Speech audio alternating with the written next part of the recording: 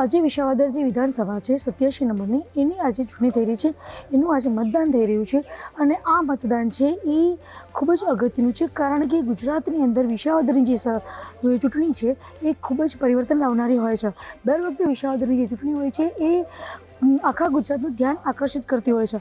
અત્યારે આપણે જે જગ્યાએ છીએ એ આણંદપુર મતદાન મથક છે, કે જે ખડિયાથી નજીક આવેલું ગામ છે. અને ત્યાં અત્યારે 1412 મતદારો છે જે આજે પોતાના મતદાનના અધિકારનો ઉપયોગ કરશે.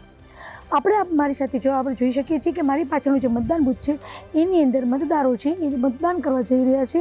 અને અહીંયા ગુજરાતની અંદર જ્યારે પેટા ચૂંટણી વિસાવદરની થઈ રહી છે ત્યારે એક તરફ બીજેપીમાંથી કિરીટ પટેલ, આપમાંથી ગોપાલ ઇટાલિયા અને કોંગ્રેસમાંથી નીતિન રાણપરિયા છે, એમની આ જે શાખ છે એ દાવ પર લાગી છે. કારણ કે ત્રણેય પક્ષો દ્વારા ખૂબ તનતોડ મહેનત કરવામાં આવી છે.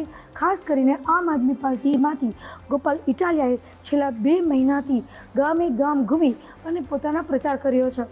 અને ચૂંટણી જાહેર થયા બાદ કિરીટ પટેલ અને નીતિન રાણપરિયા એટલે કે બીજેપી અને કોંગ્રેસ પણ ખૂબ જ સક્રિય બન્યા હતા. હાલ અત્યારે મતદારો છે એ છેલ્લા 2.5 વર્ષથી પોતાના ધારાસભ્યની રાહ જોઈ રહ્યા છે. ત્યારે આજે તમામ મતદારો છે એ પોતાના ધારાસભ્યની મતદાન કરી અને ધારાસભ્યની પસંદગી કરશે. કારણ કે છેલ્લા 2.5 વર્ષથી આ જે વિસાવદર જે ક્ષેત્ર છે એની અંદર ધારાસભ્ય ન હોવાથી અનેક સમસ્યાઓ અને પ્રશ્નો છે જેનો કોઈ હલ નીકળતો નથી. અને એટલા જ માટે મોટાભાગના લોકો છે એ આજે પોતાના મતદાનનો ઉપયોગ કરી, મતદાનના અધિકારનો ઉપયોગ કરી અને અહીં પોતાના ધારાસભ્યની એક પસંદગી કરશે.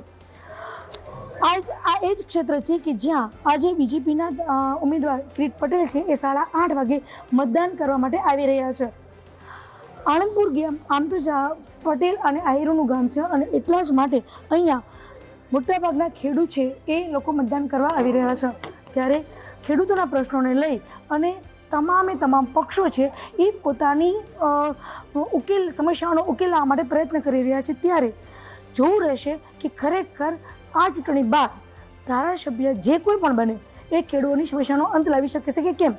વાયદાઓ તો મોટા કર્યા છે, પરંતુ આવનારા સમયની અંદર જે કોઈ ધારાસભ્ય બને એ ખરેખર પ્રજાને ન્યાય અપાવી શકે છે કેમ તે જોવું જ રહેશે. હા કાકા, તમે અહીંયા મતદાન કરવા માટે આવ્યા છો, તમારા ગામની સમસ્યાઓ કઈ છે અને શું વિચારીને મતદાન કરશો આજે?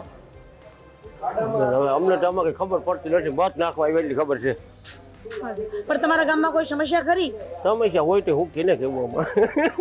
મારું નામ મંજુબેન છે, મંજુબેન મૈતર. મેં મતદાન કર્યું, તમે બધા મતદાન કરજો. ભાર્ગવી જોશી, ગુજરાત તક, જુનાગઢ.